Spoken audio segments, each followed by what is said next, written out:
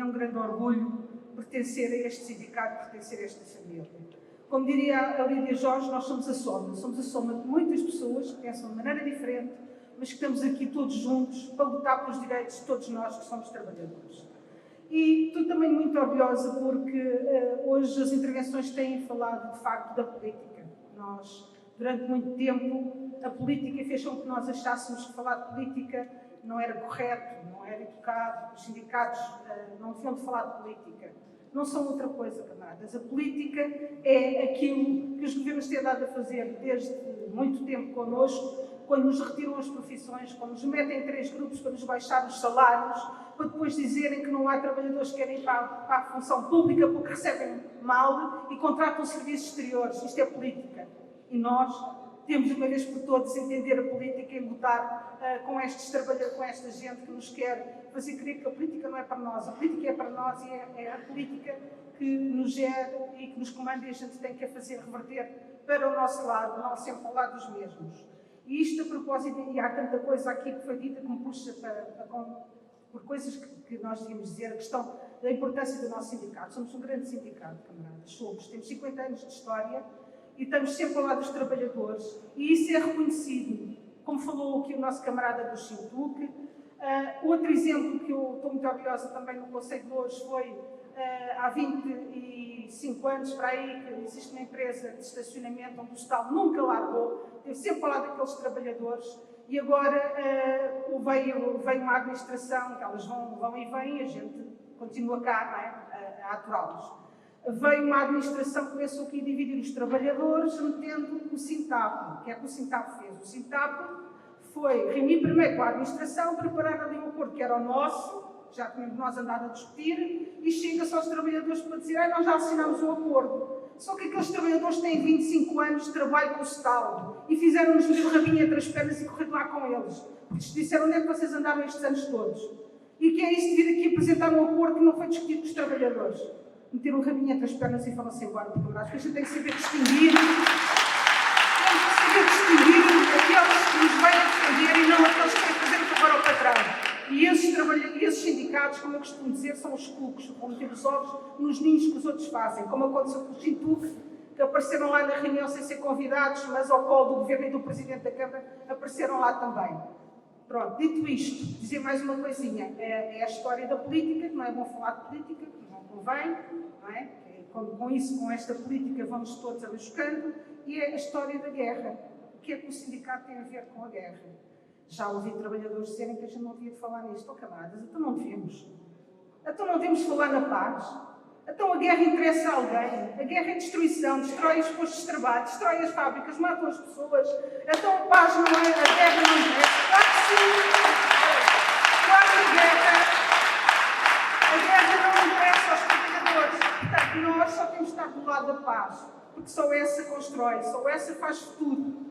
E nesse caminho, vou então ler finalmente a moção que foi aprovada, a resolução que foi aprovada na Direção Nacional e que eu vou partilhar com vocês. Investir na máquina da paz, não na guerra. A humanidade continua a ser dilacerada por múltiplos conflitos armados e guerras que se registram em diferentes continentes, inseparáveis da natureza do sistema capitalista e da sua ação cada vez mais agressiva e predadora. Uns mais antigos, outros mais recentes, uns mais mediáticos que outros, dependendo dos interesses em presença, mas todos eles, inaceitáveis e desumanos, são os trabalhadores e os povos as principais vítimas, com a destruição das escolas, fábricas, hospitais, vias de comunicação, infraestruturas e expoliação de recursos naturais. Incluindo a Segunda Guerra Mundial, até às atuais, já morreram mais de 100 milhões de pessoas vítimas de guerras como a colonial portuguesa, a do Vietnã, a Guerra Civil em Angola, em Timor-Leste, no Sáhara Ocidental, no Iêmen, no Tigré, em Myanmar, no Golfo, no Iraque, no Afeganistão, em Caxemira, na Ucrânia ou na Palestina. Neste caso, não se tratando de uma guerra, mas de uma tentativa de genocídio à vista de todos, imperdoável e inaceitável. Para além dos mortos, há ainda atualmente mais de 110 milhões de deslocados pelas guerras e milhões de feridos deficientes e desaparecidos. O futuro da humanidade depende do investimento na máquina da paz, não na máquina da guerra. Por isso, condenamos a operação de um pacote de 800 mil milhões de euros para rearmar a Europa, que representa mais um passo na escalada armamentista e belicista, contrário aos interesses dos trabalhadores e dos povos, na busca de paz. Desviam-se verbas que poderiam ser aplicadas na melhoria das condições de vida e já agora no aumento dos salários, porque para aí nunca há dinheiro, não é? Investindo na saúde, na educação, na habitação, nos serviços públicos e funções sociais do Estado. Mais dinheiro para armas são mais lucro para os senhores da guerra, maiores sacrifícios e perigos para os trabalhadores e para os povos. O Estado reafirma que Portugal deve reger-se pelo cumprimento da Constituição da República Portuguesa, que consagra a solução pacífica dos conflitos internacionais e o desarmamento geral, simultâneo e controlado, e pugnar pela defesa da sua soberania, não alinhando pela política belicista da União Europeia, que apenas serve os interesses das grandes potências, dos grandes grupos económicos e que atenta quanto às melhorias de condições de vida dos trabalhadores e dos povos. O Estado expressa a sua solidariedade com todos os povos que lutam e resistem, rejeitam o caminho da guerra, invasões, agressões, bloqueios e ingerências e reafirma a necessidade de encetar caminhos que conduzam à paz e, por isso, apela à abertura de canais para o diálogo diplomático, garantindo o estabelecimento de acordos que assegurem a paz na Palestina e na Ucrânia.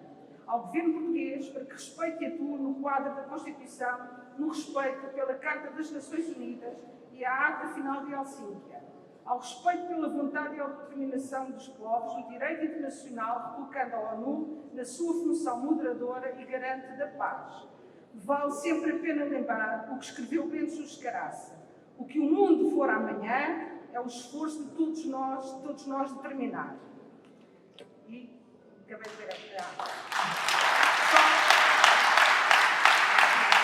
Só mais uma coisinha. A Cristina, na intervenção de manhã, isto ainda a propósito do que é que a guerra tem a ver com nós, trabalhadores. A Cristina falou que 2% o governo prepara-se para dar 2% à guerra, camaradas. A Cimeira da ONU está aí perto e não vai ser 2% para o ano. Preparem-se para ouvir 5%. E os nossos salários, como é que é? E as nossas condições de trabalho? Portanto, a gente tem tudo a ver com a guerra. E queremos é a paz, que é isso que nos interessa. Portanto, força, camaradas.